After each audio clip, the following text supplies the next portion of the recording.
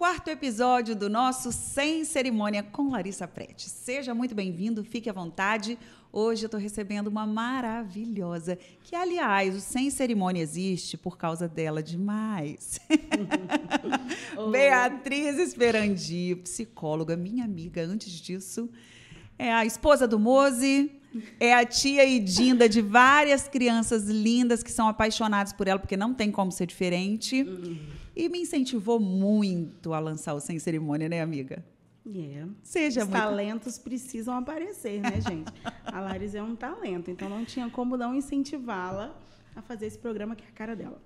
E seja muito bem-vinda. Hoje a gente vai falar um pouquinho de qualidade de vida, de como a gente... dicas para a gente ter mais tranquilidade no nosso dia a dia. Você, como psicóloga, deve enfrentar, não, mas deve se deparar, né, com várias tempestades diferentes. E tem, com certeza, algumas dicas guardadas aí para a gente driblar isso tudo de uma forma mais tranquila, poder enfrentar esses momentos turbulentos. E eu queria começar falando da sua formação. Quando foi que você percebeu que você gostaria de ser psicóloga? Primeiro, eu quero dizer que é um grande prazer estar aqui com você. Sou um pouco tímida, então estou um pouco nervosa. Mas está inventando. Não, eu sou. Mas devagar vai deslanchando. Vamos lá. Quando eu percebi que eu queria ser psicóloga, não sei dizer. Eu acho que foi algo muito natural. Assim, na verdade, assim, quando eu entrei para a faculdade de psicologia, eu não tinha muita noção do que era ser psicólogo, né? Mas eu acho que isso também é um pouco para a grande maioria, né, dos processos. Assim, você entra na faculdade meio que sem saber o que é a profissão. Exatamente. De fato. Exatamente. E, na verdade, o que eu queria era ajudar as pessoas. A minha ideia era essa. Assim. E eu sempre fui uma amiga que gostava muito de conversar, de ouvir. Então, eu tinha essa visão, assim, né? O psicólogo vai ouvir, vai ajudar as pessoas. E óbvio, não está de tudo errado, né? Mas eu entrei por isso. Eu lembro que a minha família me pressionou muito, meu pai me pressionou muito. Meu pai queria que eu fizesse medicina e eu não queria de jeito nenhum. Minha avó queria que eu fizesse fisioterapia e aqui, né, não tinha psicologia na época, então eu teria que sair para fazer psicologia, então essa era uma pressão. Mas eu queria e fui, sem muito saber o que era, né? Mas você se identificava com esse processo que, na sua cabeça, era o que existia e que realmente, né, como você disse, é o de fato, que é ouvir e ajudar. Isso. Mas eu tinha uma ideia muito de aconselhar. Eu lembro. A Bia me lembrou, gente, eu ri disso agora, porque a Bia realmente nasceu para isso. Essa é a essência dela, ouvir e ajudar. E tentar mostrar e tal. E eu lembro que uma vez alguém me disse: Larissa, você tem ótimos conselhos, por que você não é psicóloga? Eu falei: porque não pode opinar, não pode. Eu já fiz terapia com a Bia. E eu me lembro que uma vez, eu falando e ela me olhando, ouvindo, acolhendo o que eu estava dizendo. Aí ela só fez assim. Gente, só isso. Na hora que ela fez, eu levantei de onde eu estava e falei: fala o que você está pensando. Fala, porque eu já sei que você está... Onde que eu estou errando? O que você está vendo que eu não estou vendo? Ela falou: então, a partir de hoje eu não posso mais te atender. É difícil, gente. É difícil a minha vida. A Laris, ela foi se tornando minha amiga, né, ao longo do tempo. Assim, foi uma relação construída, né? E a gente se encontrava em outros espaços sem ser o espaço terapêutico, e chegou um momento em que não tinha mais condições dela ser paciente, né? Porque essa vinculação muito próxima atrapalha muito o vínculo da terapia, né? Então, chegou uma hora que não dava. A Bia estudou na escola que minha mãe tinha na época, então eu conheço a Bia desde criança. Mas ela era aquela minha tia Laris. Para eu parar de chamá-la de tia foi um verdade, processo. Né? Demorou. Foi. Era tia Lari. E então eu conhecia a Bia desde criança, mas a gente tinha essa relação de aluno na escola e tal, encontrava, beijava, abraçava, sempre gostei muito, que sempre foi esse doce de pessoa. E aí começou com um processo terapêutico e aí acabou-se, porque eu fiz o negócio virar uma bagunça, né? E aí ela falou: chega, não vou te atender mais. E depois veio o Disciplina com Amor. Que projeto lindo. Eu sou suspeita para falar dele, e ele ainda tá aqui, sabe? Bia, você tem que fazer mais edições. As mamães merecem. As mamães merecem. O Disciplina com Amor eram encontros semanais que a Bia fazia com mães. Não, primeiro era um programa, lembra? É verdade. Era um programa. Era um programa de 5 encontros presenciais. Isso, semanais, né? Uma vez. Entrelaços, que eram os encontros quinzenais, acho que eram, né? Foi muito legal, né? E a gente tem uma turma muito gostosa até hoje, que veio do Disciplina com Amor, né? Exatamente. A nossa foi a segunda turma? Não, lá. Terceira? Ela sempre erra, gente. Sempre. Você fez o Disciplina com Amor 1, turma 3. E depois então, você fez a turma 1 do Disciplina com Amor 2. Porque teve dois cursos diferentes. Me respeita, eu sou sanguínea. Ela nunca lembra, ela sempre erra. Sempre erro. Sempre. Mas, enfim, nós éramos de uma turma. Isso foi em que ano? Disciplina com Amor começou em 2018. 2018. A nossa turma, gente, a gente se reúne às vezes ainda e sai junto, que eram mães tentando entender os conflitos da maternidade, tentando lidar com aquilo da melhor forma possível. Então, eram trocas, além de serem muito francas, sinceras, a gente via muito, né, essa fragilidade da outra mãe, eram trocas muito engraçadas. Maravilhosas. Era um momento muito precioso, assim, de muito muita aprendizagem precioso. E de muita diversão. Muita. A Lares me deu muita dor de cabeça como aluna. Desculpa, amiga. Desculpa. Não, mas foi maravilhoso, né? Nossa, enriqueci demais. Assim, é um projeto que ainda pulsa meu coração. Tá, eu acho que ele merece. Eu acho que ele merece novas turmas. Vira e mexe, eu tenho esses mães, desejos. Assim. Façam um abaixo-assinado, alguma coisa, movimentem-se. Que a gente já ganhou esse presente. Lutem. É um projetinho que ainda está ali. E aí você entrou na faculdade. Você fez psicologia em? Eu entrei na faculdade em 2000. Não, em que lugar? Na FAESA. FAESA? É. Eu entrei na faculdade em 2002, me formei no mês de 2006. Então, temos aí, o quê? 18 anos? 18 anos, né? De formada. Um caminho, né? É um caminho. A psicologia mudou muito, né? De lá para cá. As coisas mudaram drasticamente na minha área. É mesmo? Muito, muito. Em todos os sentidos, assim. Tanto na busca, na procura, e isso é muito maravilhoso. Isso é verdade. A psicologia, por muito tempo, era meio que diminuída, né? Inferiorizada. Sim. Eu tinha um primo que morava comigo em Vitória, que ele falava comigo e com a minha prima, que ela também entrou na psicologia depois. Ele falava, vocês vão passar fome, brincava com a gente, né? Porque naquela época que a gente falava, mas por que você vai no psicólogo? Você não é doido? Exato. Por que você vai no psicólogo? Sempre você não está com nada? Muito preconceito, muito estigma, assim, né? E a própria psicologia, eu ponto isso muito, assim, era obscura mesmo, assim, os profissionais não apareciam, era uma coisa meio velada, assim. Eu até comentei isso outro dia com a Marcela. A aura de mistério, né? Exato. Eu me lembro que eu tinha uma psicóloga, na época que eu fazia faculdade, eu ia numa psicóloga, e ela falava assim, quando eu te encontrar na rua, eu não vou te cumprimentar. Porque é como se as pessoas não pudessem saber que era uma coisa bem fora do normal, assim, sabe? Bia, mas isso eu vou te dizer que não faz muito tempo. O quê?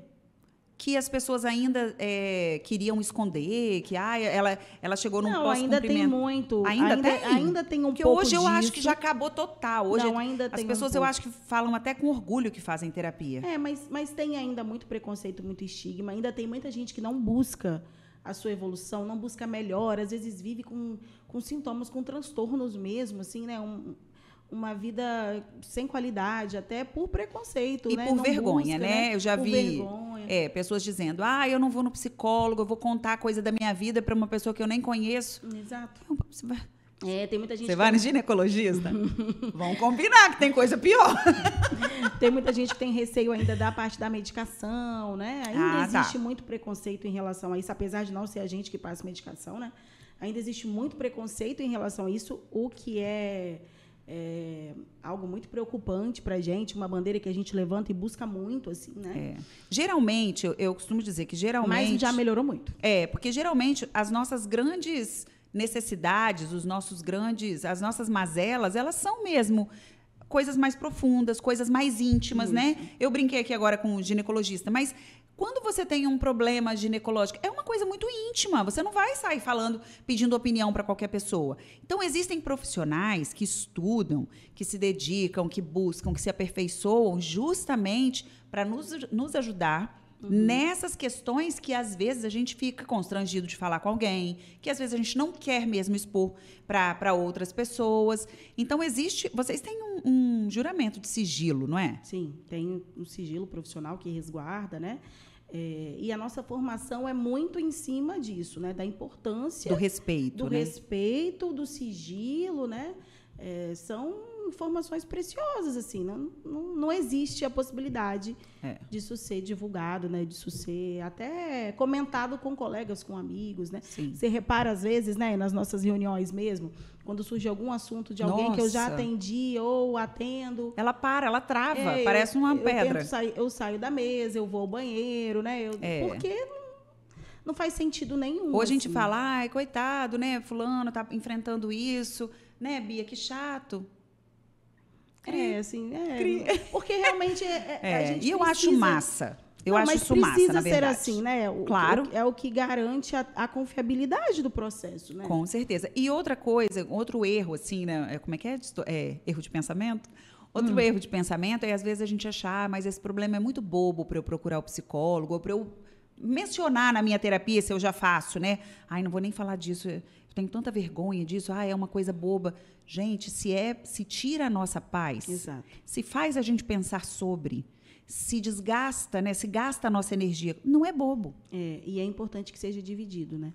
É claro que esse é um processo também que a gente vai ganhando essa confiança do paciente, o paciente vai ganhando a confiança do terapeuta também, com o tempo, né? Claro. É uma relação, como toda relação a gente vai construindo. Às vezes não é no primeiro, no segundo encontro que você vai conseguir falar a sua maior dor, né? Eu imagino que existam, né, diferentes tipos de pacientes. Existe aquele que se abre logo de cara, eu tenho zero dificuldade, zero. Mas existem aqueles que só vão se sentir conquistados Sim. no quinto encontro, sei lá. Não, com certeza. É característica de cada um, né? Sabe uma coisa? A rede social auxiliou muito. Eu acredito. Em relação a essa desmistificação da terapia, essa quebra de preconceito, né? Porque tem muitas pessoas, né, dividindo as suas dores, dividindo o seu processo terapêutico. Eu mesma, assim, é uma bandeira que eu levanto muito, assim, eu falo do transtorno de pânico, né? Eu tenho transtorno de ansiedade, eu já tive transtorno de pânico, né? A gente não fala que é de cura, né? A gente fala de remissão de sintomas, né? Então, falar sobre isso, inclusive para mim, é uma forma de trabalhar a desmistificação. Todos nós podemos ter, todos nós somos humanos, né? E você sente que você enfrentou algum tipo de preconceito ou que alguém te olhou torto? Ah, mas a psicóloga tem o transtorno, né? Você sentiu isso ou não?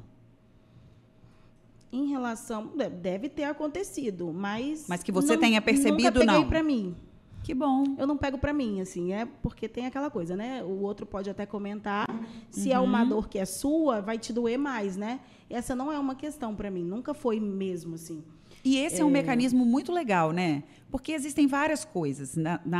No podcast anterior, eu conversei com a Lu Melo, de uma brincadeira que fizeram, porque você está parecendo a Gretchen. E ela falou, nem penso sobre isso.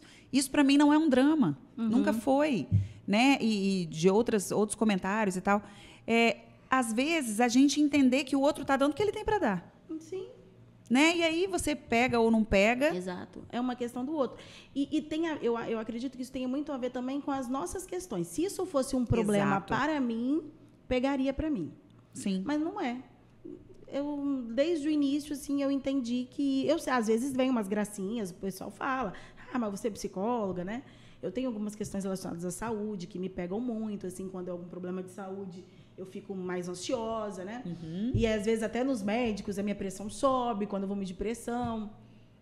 E aí, às vezes, eu falo, mas você não é psicóloga? Não pega para mim. Eu sou psicóloga, eu tenho um transtorno ansioso, eu cuido dele, eu trato ele. Nossa, eu vou te contar que existe cardiologista que sofre de infarto. Você já pensou nisso? Não, isso é muito... Dentista que tem cárie. Isso é muito tranquilo para mim. Não é uma questão, assim. Sofri muito preconceito quando eu tive as primeiras crises, lá em 2010. Foi em 2010 que meu pânico começou. Na área médica, assim, porque o transtorno de pânico que eu tenho... que, na verdade, já tem muito tempo que eu não tenho crises nesse sentido, assim. Eu precisava ir ao hospital, achava que eu estava tendo algum problema muito grave, infartando, alguma coisa assim. Então, eu ia na Unimed com frequência, no hospital com frequência, assim. Achava que minha garganta estava fechando, lembra? Lá, Sim. muitos anos atrás, era assim. Tinha uma sensação de estar tendo um processo alérgico, assim. E aí, no hospital, muitas vezes, os médicos, lá naquela época, lidavam, isso é uma besteira, uma bobeira, você me acordou por causa disso. Muitas vezes eu já ouvi coisas assim. Aquilo me doía, porque eu estava sofrendo muito, assim. É um sofrimento muito intenso. Mas, hoje em dia, não vivo isso, não. Pelo contrário, eu acho que está todo mundo muito mais aberto. Esclarecido, muito, né? Exato, acho que a palavra é essa. Esclarecido. E por falar em saúde, a gente faz aqui uma pequena pausa só para te lembrar que é muito importante a gente manter os nossos exames em dia, sua consulta médica em dia, fazer o check-up anual, para você ficar com as suas taxas aí, ó, alinhadinhas. Tem alguma coisa que está fora do equilíbrio? Dá tempo de procurar, dá tempo de fazer um tratamento, porque quando a nossa saúde não está legal, a gente vê várias outras coisas também que podem aparecer, como uma ansiedade. Então, conte com o Lab Maia para fazer os seus exames laboratoriais. São 9 laboratórios, né? São 2 laboratórios e 7 pontos de coleta. Então, você tem sempre um amparo. Excelência é o único duplamente certificado. Faz com excelência, prioriza a excelência em cada um dos seus exames. E agora tem, inclusive, citologia em meio líquido, mas que eu explico já já. Mas deixa eu voltar aqui na nossa conversa e falar. Então, esse processo seu veio acontecendo e você está nessa fase boa da remissão dos sintomas, é isso? Sim. Isso, em relação ao pânico que você está E falando. você tem percebido que no consultório aparecem muitos casos assim, ou aumentou ou diminuiu? Como que está isso? Porque a gente vê muito hoje com as redes sociais, com a internet, com a necessidade de se expor ou de ver a exposição do outro, muitas confusões, muitos transtornos apareceram, principalmente para os adolescentes. Você sente isso no consultório? Um aumento de demanda, você fala? Demandas ansiosas, de transtornos ansiosos, certamente é a maior demanda do consultório, assim.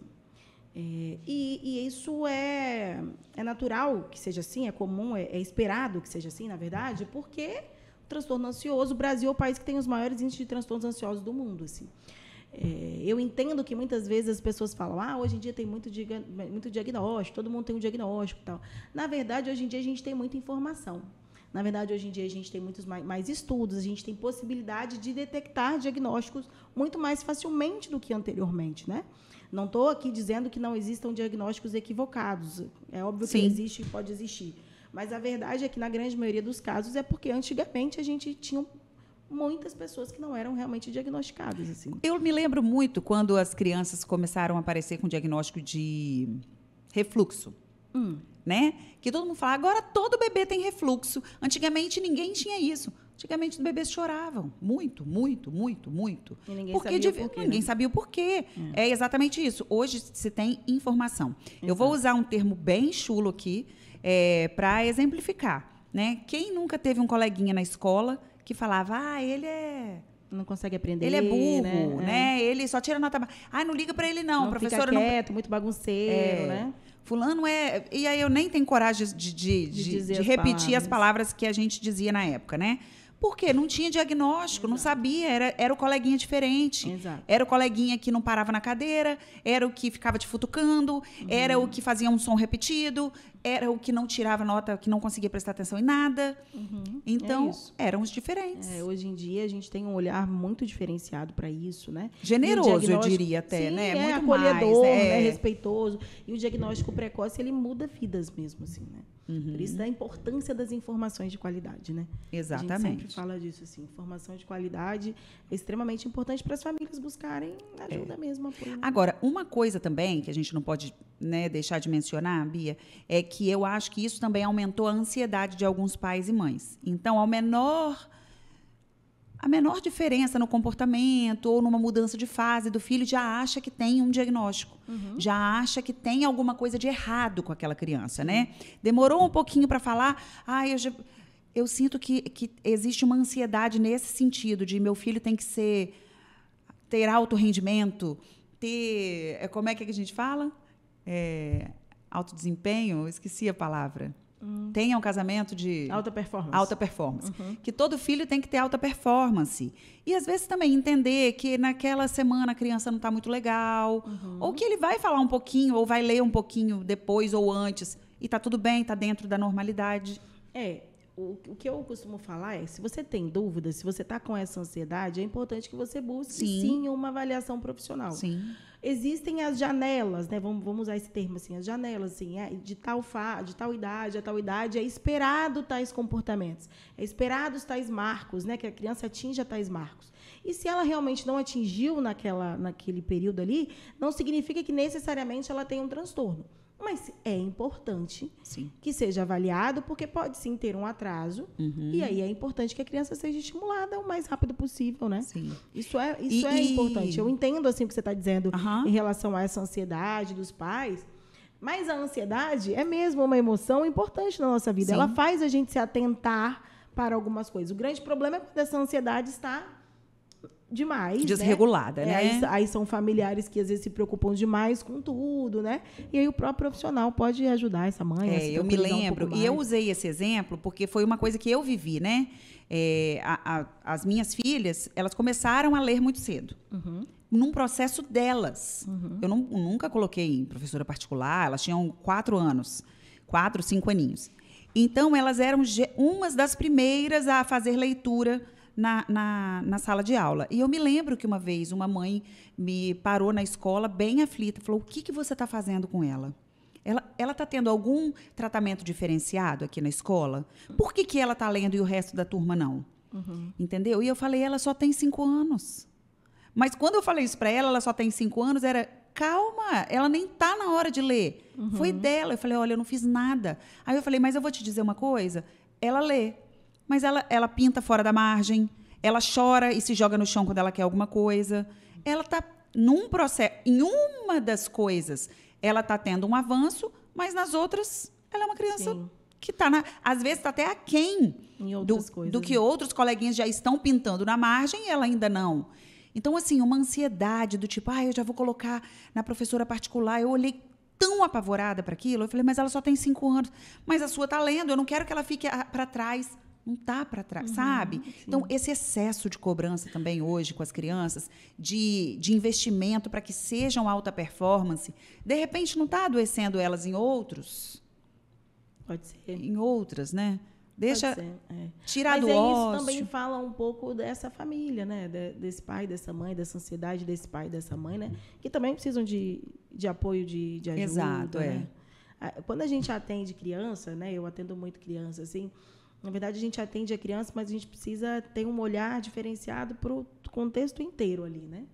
Para o pai, para a mãe. Porque, às vezes, eles também estão precisando de acolhimento, de apoio, de ajuda, de encaminhamentos, né? E ter filhos, gente, é labirinto no escuro. Você vai tateando e vai vendo. É claro que tem muito do nosso instinto. Hoje, graças a Deus, tem muita fonte de conhecimento. Muita informação, e é muito importante que busque. Exatamente. Que a gente busque, né? Mas existe muito também dessa ansiedade que a gente pode frear um pouco dessa comparação, que também veio de rede social.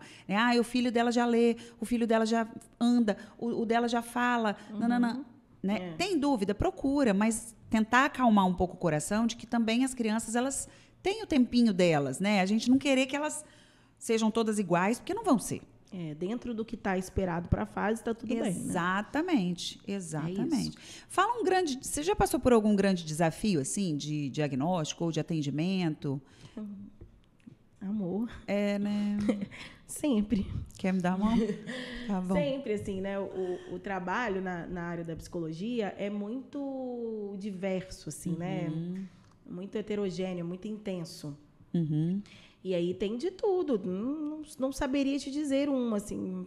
Tem muitos desafios. A prática é cheia de desafios. Ao mesmo tempo que você está atendendo casos que estão numa evolução linda, entra no consultório um caso que está começando agora, que está muito difícil, ou um caso que estava evoluindo lindamente, teve E faz parte, né? As quedas também fazem parte de um processo lindo, assim. Para andar, a gente cai, né?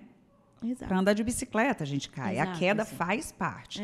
E eu quero saber de você, se você se envolve, o quanto você se envolve, o quanto você consegue se desassociar para também que alguns casos, né, de repente mais dramáticos, mais tristes, não mexam tanto com você, mas antes eu quero que você lembre-se de se cuidar com o Lab Maia, que está pronto para te atender, para fazer os seus exames, para oferecer o que há de melhor sobre informação sobre a sua saúde.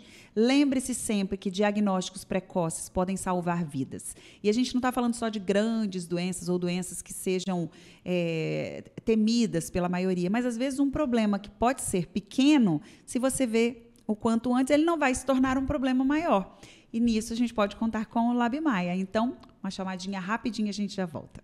Mas antes eu quero que você conheça o Wine Essence, onde nós fazemos o nosso podcast. Um lugar super charmoso para você tomar um bom vinho e fazer suas refeições.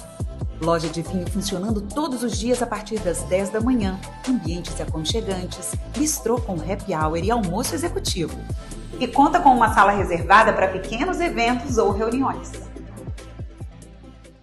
As diferenças nos enriquecem. Aqui tem inclusão, aqui tem diversidade, aqui é para todo mundo. No Lab Maia valorizamos quem você é. Mantemos as portas abertas com inovação, tecnologia e conhecimento. É por você que estamos sempre em transformação, buscando estar sempre por perto, seguindo a sua voz, sempre melhorando a forma de te atender, até a entrega dos seus resultados, porque juntos somamos. Lab Maia, nosso ponto forte é cuidar. Voltamos.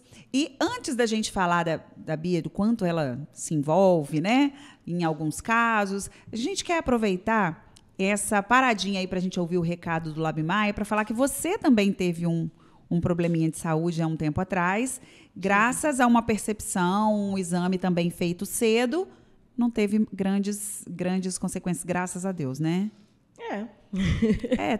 Não teve. Foi cura, então tá ótimo. Tive um câncer na tireoide. Na verdade, eu já tinha feito exame há muitos anos atrás e tinha dado benigno, né? Tinha um nódulozinho, tinha dado benigno e eu não tinha me atentado. Eu acho que a resposta, quando eu vi aquele benigno, foi tão maravilhoso e eu não me atentei que eu deveria acompanhar aquele nódulo da tireoide. E não acompanhei. Eu tenho certeza que a médica disse. Eu não me lembro dela dizer, mas eu tenho certeza que ela disse eu que não me atentei. E aí, sabe que você que foi acho que eu nunca te falei isso, né? Não. Eu estava um dia conversando com você e você me falou de uma amiga da Kalinka. Que ela tinha que acompanhar o nódulo dela, nananã. Aí eu falei, quê? Tinha que acompanhar o nódulo? Como assim? Ela tinha um nódulo, tinha que acompanhar. Aí eu falei, ai, gente, mas eu tinha um nódulo, nunca acompanhei o meu. Aí aquilo ficou na minha cabeça, assim. Aí, uma época, eu fui tomar um remédio, uma medicação, e atrás da medicação falava que não era indicado para quem tinha. Eu fui ler a bula. Fui ler a bula, porque eu sou dessas. Tinha falado que não era indicado para quem tinha nódulo na tireoide, câncer na tireoide, porque poderia alterar. Estudos em ratos poderiam propagar as células, sei lá. Aí eu li aquilo e falei, vou mandar uma mensagem para a Cris. A Cris endócrino. Nossa, maravilhosa. Maravilhosa. Mandei uma mensagem para a Cris. Cris, eu vou tomar não sei o quê.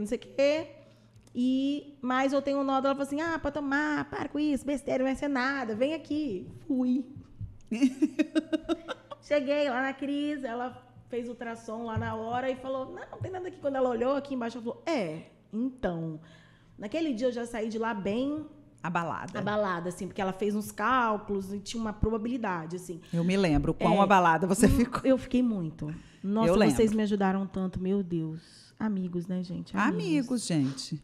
Aí, o que aconteceu? Eu saí e eu tenho, por conta do processo ansioso, uma característica de catastrofizar, né? O meu quadro ansioso faz isso. Eu sempre penso o pior das situações. E eu fiquei pensando o pior da situação, fiz a pulsão no nódulo, até sair o bendito do resultado. No dia que ia sair o resultado, eu lembro que eu saí de casa, eu lembro como se fosse hoje. Eu saí de casa assim, não vai dar nada. Não vai dar nada. E quando a Cris me falar que não era nada, eu vou ajoelhar e vou agradecer. Eu já tinha tudo programado na minha cabeça. No dia que você programa o contrário? Não, gente. Aí eu cheguei, na hora que a Cris falou que era... ainda é difícil para mim descrever, assim, porque parece que tudo ficou nublado, assim, sabe? Assim, parece que eu não estava mais no ambiente. Sim. Eu saí dali, parece que ela tá... Sabe quando você escuta uma voz? Lá no fundo ela fala... Com água, né? Fala igual outro. Tô ouvindo uma voz com água. Eu não conseguia mais... Aí ela falou várias coisas. Eu lembro que eu perguntei assim, tá, se for não sei o que lá, como que é a cirurgia? E se não sair tudo? Se tiver ali todos os piores cenários, eu queria saber quais eram. Sim. E ela falava, Bia, mas é muito tranquilo o tipo de câncer. A palavra câncer, gente... Não tem lógica, gente. Não tem lógica. Não tem lógica. Eu saí de lá chorando horrores. Chorando. Eu lembro quando eu fui sozinha. Quando eu desci, meu pai e meu irmão estavam lá embaixo me esperando, mas eu não os vi. Eles estavam no carro, assim, eu não os vi. Eu subi para o Brotas chorando no carro e eles vieram atrás de mim de carro. E aí eles colocaram o carro um do lado do outro, assim. Bia, o que foi? Que eles me viram chorando, eles me ligavam, eu não atendia. Bia, o que foi? Eu falei da janela do carro, assim, chorando, eles foram lá para casa. Eu fiquei muitos dias muito mal, você lembra disso? Vocês me ajudaram muito. E aí eu fui numa consulta, eu não estava em uso de medicação, nada, né? Eu estava numa fase muito bem, assim. Mas aquele diagnóstico me abalou muito. E eu fui numa consulta, eu e meu marido, numa consulta com um cirurgião. E ele falou várias coisas na consulta. E eu estava muito apreensiva, com muito medo. E ele falou assim, até hoje eu só vi uma pessoa na minha residência que morreu por conta... disso, né? De câncer na tireoide. Quando eu saí desse tipo de câncer, porque tem alguns tipos, aí eu procurei saber tudo. Aí eu já achava que o meu era o pior de tudo. Quando eu saí, eu virei pro Gabriel, meu marido, e falei... Amor, você viu? Ele falou pra mim, Moze, você viu? Tá tudo bem, né? Que consulta maravilhosa, só falou coisas boas. Eu virei pra ele e falei assim, eu preciso de ajuda. Eu preciso de ajuda porque eu só ouvi coisa ruim. Eu não tô bem. Naquele momento ali, eu tive certeza que eu precisava de ajuda medicamentosa. Porque eu não estava conseguindo... Porque é isso que processar, acontece. né? E é isso que acontece. Quando a gente tá quando a gente tem um transtorno ansioso, essa ansiedade está alta demais, você não consegue processar, você não consegue assimilar as coisas. Você só vê o pior cenário. E era isso que eu estava fazendo. Aí, na hora, eu me toquei e falei, não, eu não tô bem, porque eu não estava na mesma consulta que você. E aí, eu saí de lá, entrei em contato com a Karen, psiquiatra, e ela me falou, não, você vai... Em uma semana, eu já... Estava equilibrada de novo, com a emoção equilibrada, né? Estava super conseguindo entender a situação do tamanho que ela era. Fui para a cirurgia muito tranquila. E eu mudei a forma de ver, assim. Mas eu fiz uma lista para o meu marido. Eu tinha tanta certeza que eu ia morrer. Fez, gente. Ela fez. Fiz uma lista para o meu marido com 4 nomes que eu ia morrer. E 4 pessoas que ele não podia casar. Eu vou morrer. Eu quero que você case de novo. Mas essas 4 pessoas que você não pode casar. Gente, ela fez. Ela fez.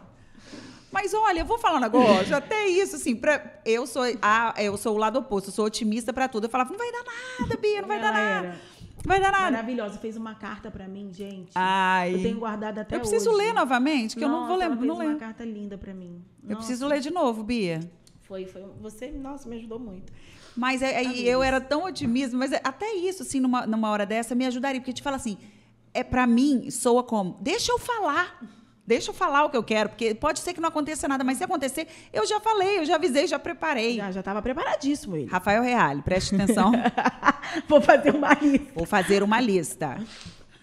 Fiz essa lista. Pois tá, mas passou. Eu tenho uma história com a Larissa nesse período. Não, você não quer falar disso? Pode, já começou. Eu sou muito a pessoa da contemplação, não sou. Mas ela me ensinou, gente. A vida é isso. É você ver onde você está errando e fazer diferente. Eu sou muito, né, de contemplar a natureza. Eu amo, assim, sei lá, eu tenho um negócio diferente, assim, com a natureza, com o sol, com a lua, com o céu. Eu amo. A gente tá andando de carro e vê uma árvore bonitinha e fala, olha lá, Bia, porque a gente já sabe que ela vai fazer. E aí eu boto todo mundo para olhar. Gente, olha esse céu, olha esse céu. Elas né, sofrem um pouco. Não, e aí, é ótimo. Eu e a Lari subindo pra casa, né? A gente mora perto. Ai, Bia, eu fui péssima. Ela foi péssima, gente. Ela foi péssima. Ela não é não, tá? Mas ela foi. Estávamos subindo o Brotas, uma lua. Vocês não estão entendendo. Uma lua cheia, linda, maravilhosa, grandona no céu. Pega ela ali, fazendo favor, a cara dela. Aí... Tem uma pausa. Tem alguma coisa na vida que vocês já falaram e se arrependem muito, tem vergonha? Fui eu nesse caso. Foi ótimo, que eu aprendi. Mas é porque a gente estava conversando algum assunto importante. Era alguma coisa que você... eu estava muito eufórica. Ela estava eufórica falando alguma coisa, eu não lembro o que era. E eu parei a fala dela, foi isso. A gente estava subindo o Brotas, eu estava dirigindo ela do lado. Aí ela tava falando, contando alguma coisa. As pessoas vão achar que eu sou um monstro. Não, ela não é. Aí eu virei e falei assim, Laris, olha essa lua. Para tudo. Ela falou, para. Olha essa lua, não tem condições. Aí a Larissa, como é que você falou, Larissa? Nem sei, já esqueci. Pelo amor de Deus. Tipo assim, pelo amor de Deus, volta aqui. Eu falei, Lari, olha a lua. Ela, Beatriz, quem fica contemplando essas coisas é quem tá doente. Eu não tô doente, quem tá doente é você. A gente caiu na gargalhada na hora, né? Eu tô rindo, mas é de nervoso. Foi tão insensível, coitada. Aniquilou toda a magia da carta que eu tinha mandado antes. Mas assim, daquele dia em diante... Eu passei a admirar a lua. Ela passou a admirar. Ela passou a aprender a admirar. Parei já para ver pôr do sol. Ela viu que, na verdade, quem estava doente era ela. Era. Que não estava percebendo as maravilhas. E eu falei isso com ela depois. Eu falei, Bia, eu fui muito péssima. E eu percebi que eu não tô parando para ver a vida. E olha quantas vezes a gente faz isso. Você não para uma conversa, você não para o seu trabalho, você não para admirar. E olha, Bia, isso me lembra até hoje, eu ainda não consegui transformar isso de fato como eu quero transformar. E essa história me puxou para isso, já é minha meta dos próximos meses. Eu me lembro quando a gente estava construindo a nossa casa, que eu olhava o projeto e eu idealizava muito a gente curtindo a varanda. Porque na frente da minha varanda tem o jardim, e tem o sol, e aquilo tudo, e o céu. E eu falava assim, a gente vai chegar do trabalho, sentar ali e ficar nós 4 curtindo, né? Eu e Rafael tomando um vinho, ele uma cervejinha e tal. Nunca. Uma vez. Há pouco tempo. Há pouco tempo. Eu lembro. Que eu fiz questão de postar e falei, eu fiz tantos planos para essa varanda. Sim. E a correria do dia, às vezes a gente chega em horários diferentes, aí eu chego, já estou cansada, eu quero só sentar e não pensar em nada. Por que não parar, né? Não é. A gente está doente mesmo, cara. Para mim, isso faz muita diferença, assim. Isso é uma coisa que eu aprendi a fazer por conta do meu transtorno de ansiedade, porque eu também não fazia, né? Não fazia.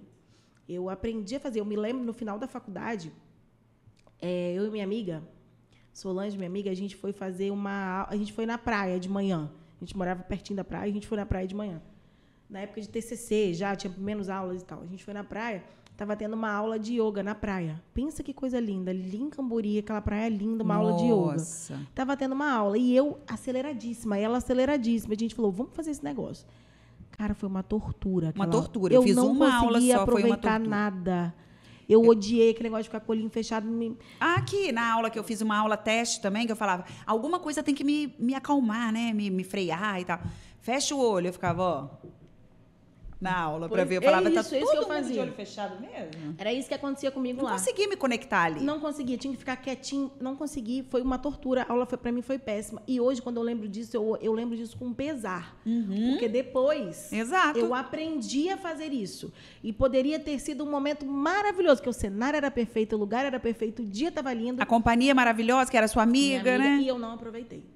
Mas eu aprendi isso na dor. Eu aprendi também, sendo péssima. Eu aprendi sendo péssima. E depois, por incrível que pareça, hoje eu mando foto para ela. Ela lembra de mim e manda. Eu falo, olha que pôr do sol lindo. É verdade. Mas você tinha feito uma pergunta. Que eu quero saber. Como que às vezes acontecem, eu imagino, né, alguns casos mais tristes, mais pesados, daquele que a gente, né, entrega muito da nossa energia. Como que você consegue desassociar isso para que não interfira no seu emocional? Você não levar o problema do outro para casa? Não consigo desassociar completamente. É claro que com o tempo, né, com a maturidade também, acho que com a experiência, assim, você vai aprendendo, porque antes eu pegava demais para mim, eu sofria muito mesmo e acho que até contribuiu para o meu adoecimento até.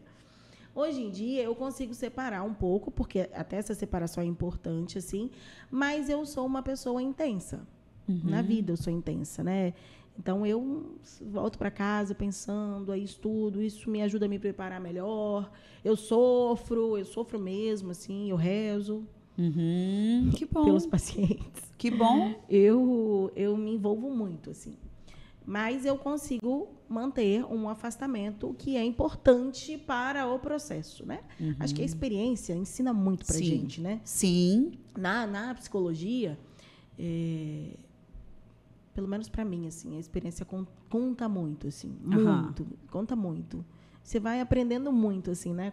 Até para você, de repente, não que eu acredito que não tem nem comparação entre um paciente e outro, um caso e outro, mas existem alguns comportamentos, de repente, padrão, que você já fala, o processo é esse aí, daqui a pouco ele pode perceber isso, para dar uma acalmada, né? Porque eu acho que no começo, tudo que se vê muito diferente, deve querer ajudar. Eu imagino que eu sofreria bastante. Mas no início. No início. Você vai pegando jeito também, né?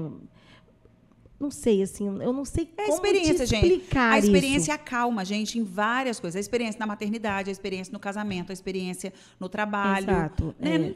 Não tem jeito. A experiência ela vai fazendo parecer que está mais fácil. Na verdade, você está mais treinado. Exato, é isso.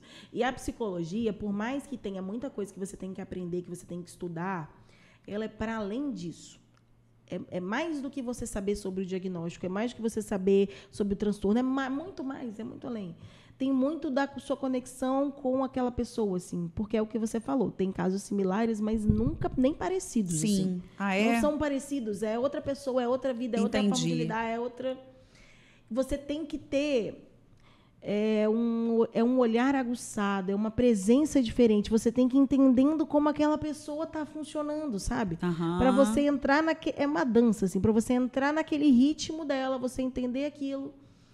É fantástico. Assim. E é possível fazer esse processo com quem não se abre muito? Ou aí você mesma diz que não está rolando, que não está fluindo?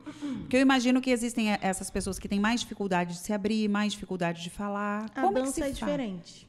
Mas então existe uma forma, né? Existe. Até com crianças, porque de repente. As pessoas são diferentes. Vai ter gente tipo você que fala, é mais fluido, né?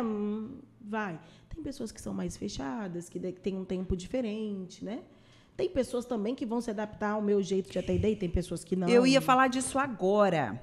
Já ouvi quantas vezes, né, alguém falar assim, eu fui num psicólogo tal, ou na psicóloga tal, mas eu não me identifiquei. É porque existem linhas diferentes, né? Não só linhas, existem as linhas diferentes e existem o jeito daquele profissional. Sim. Né?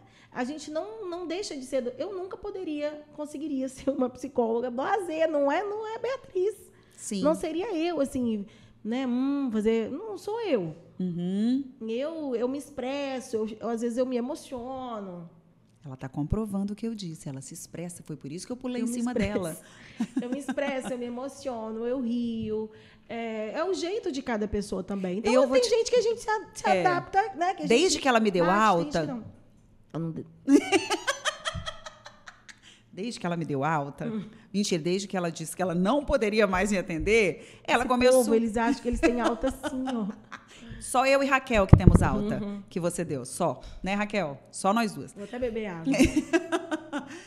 Mas desde que a Bia, né, falou, Larissa, não dá. A gente tá amiga demais para esse atendimento. A gente tá numa proximidade, né? A gente vai ficando mais amiga depois, mas a gente tá numa proximidade que não tá mais saudável. Exato. E aí ela foi me ajudando a encontrar... né, outros profissionais que me ajudassem, porque eu sempre gostei muito de fazer terapia.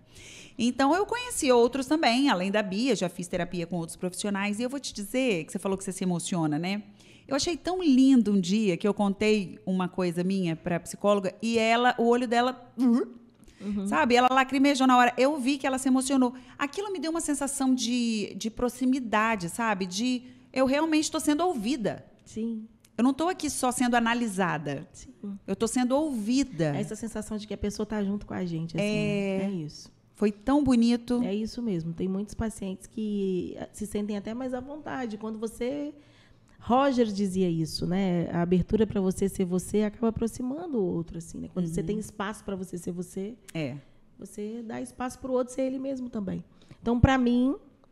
A terapia é muito isso, assim, né? A gente precisa ser a gente ali naquele espaço. E eu sou eu. Inteiramente eu, assim.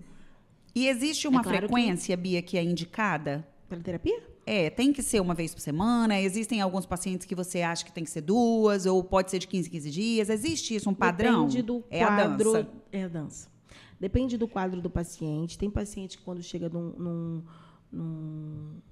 quadro mais intenso, né, com um transtorno, por exemplo, alguma crise, por exemplo, é indicado que seja até mais de uma vez por semana.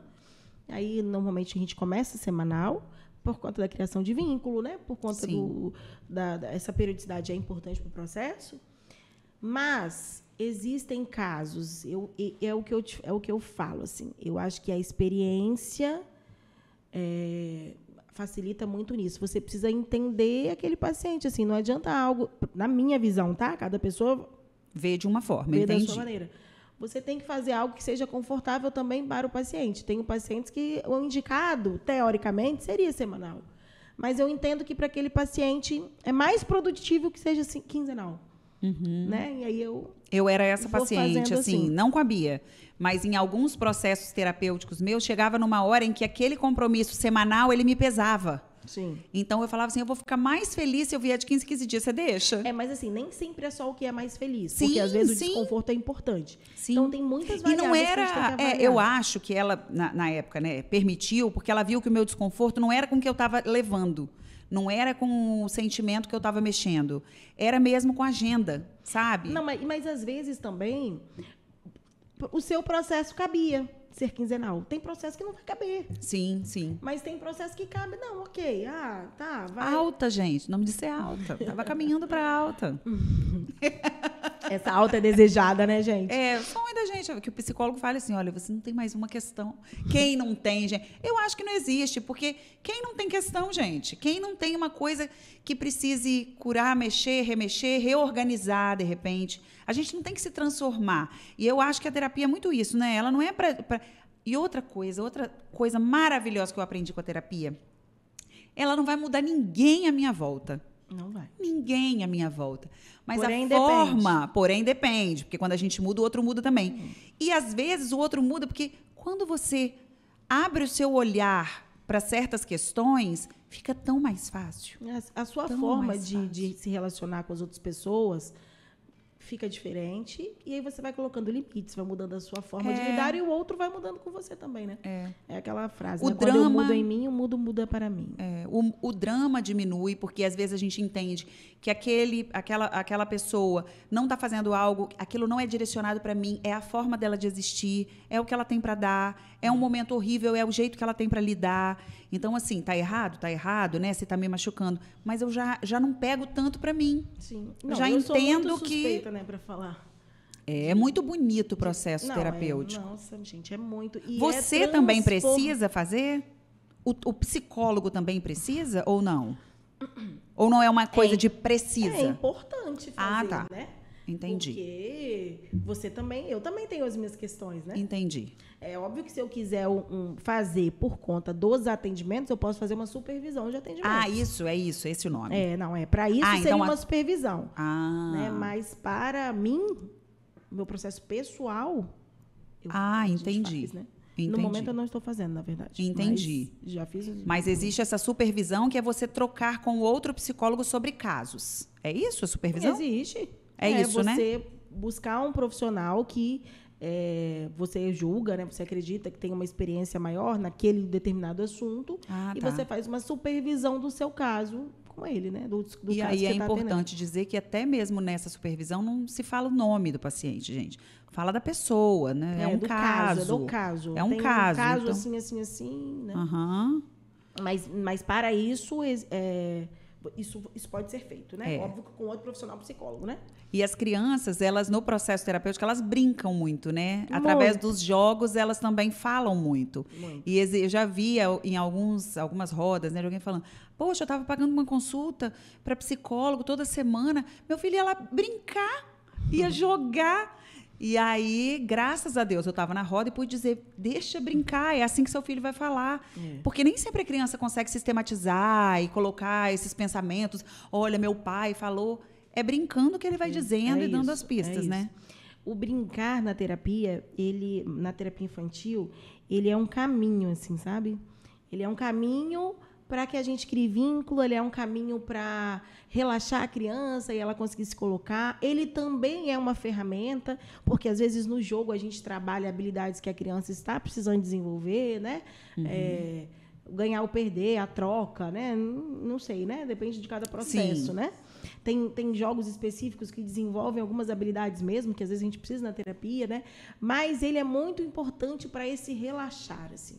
Quando você está brincando, você vai perguntando aqui. Tem pacientes que percebem, inclusive. Uhum. Eu já tive paciente que falou, eu já te entendi, tia Bia. Você fica brincando, que aí eu não fico reparando bem, aí você me pergunta e eu soltei aqui. Não, né?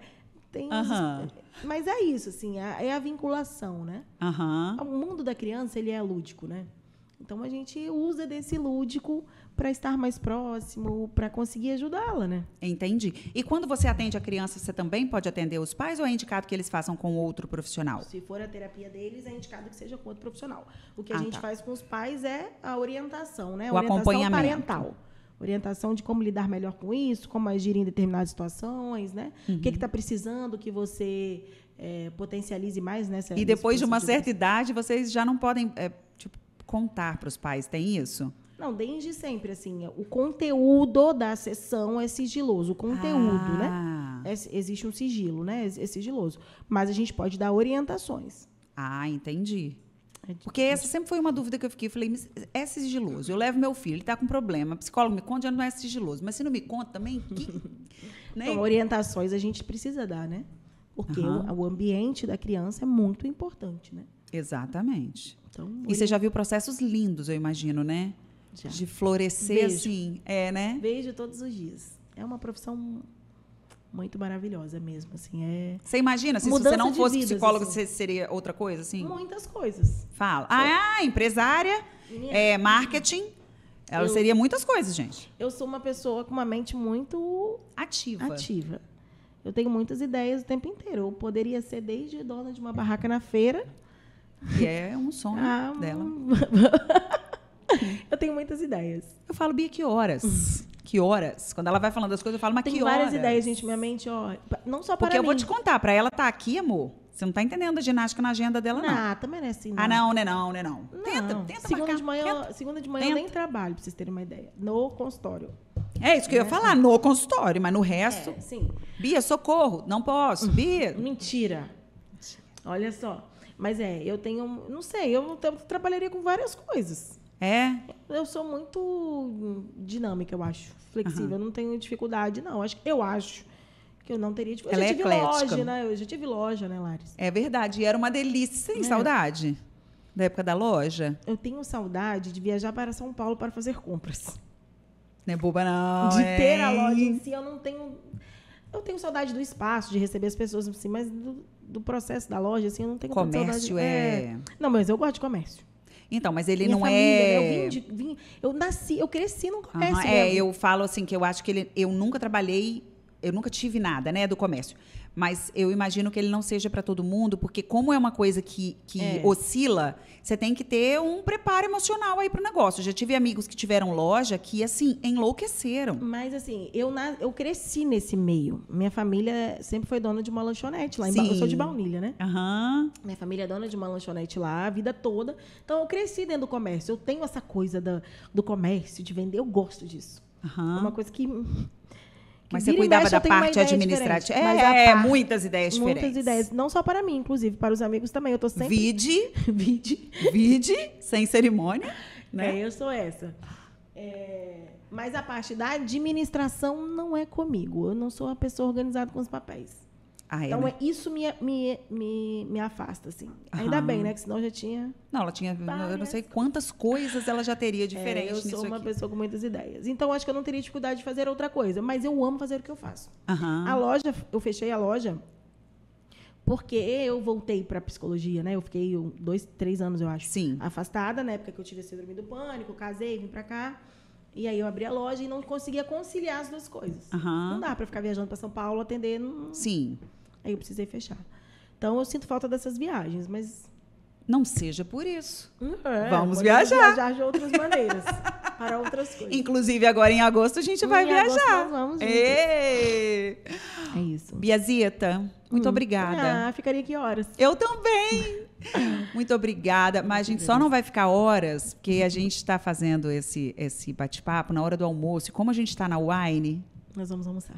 Aqui tem almoço executivo, a gente já vai aproveitar, inclusive, agradecer mais uma vez ao Wine por abrir esse espaço para a gente, te lembrar que aqui tem uma loja de vinhos maravilhosa, que funciona de segunda a segunda, Tem também o bistrô, em alguns dias à noite, e tem o almoço executivo durante a semana, aqui no horário do almoço, com entrada, prato principal, sobremesa, acompanhado ou não de um bom vinho, depende da agenda da tarde da pessoa. E é isso, então vem aqui também fazer a sua refeição, o seu almoço, o seu jantar, comprar o seu vinho e aproveitar, porque o espaço é super charmoso. Biazita, então agora a gente vai almoçar, né? Vamos almoçar. É. Deixa eu te agradecer também, quero agradecer o convite, dizer que eu te desejo sempre as melhores coisas, muito sucesso nesse projeto lindo. Eu tenho certeza que já é um sucesso, que vai ser mais, porque você é muito talentosa mesmo. Ai, Bia, muito obrigada. Mesmo. Ela sempre muito, coloca eu sou lá. muito fã dela. Ela é muito talentosa e merece. Obrigada, minha amiga. E vamos admirar muitas luas ainda. Vamos. E muito pôr do sol. Vamos. Em baunilha. Na Casa Azul. Na Casa Azul. Nananana. Espera a gente para fazer pizza, que eu já tô sabendo que tem um forninho a lenha aí top para fazer pizza. Gente, muito obrigada mais uma vez. E aquele pedido clichê que a gente sempre faz? Se curtiu o vídeo, né, o nosso bate-papo, curta o vídeo, compartilhe com quem você quer que ouça também. Se inscreva no canal se você ainda não se inscreveu, porque tudo isso ajuda na divulgação desse espaço que está nascendo, mas que já está nascendo assim, lindo e cheio de amor, recebendo muito amor. Muito obrigada e até o próximo Sem Cerimônia, se Deus quiser.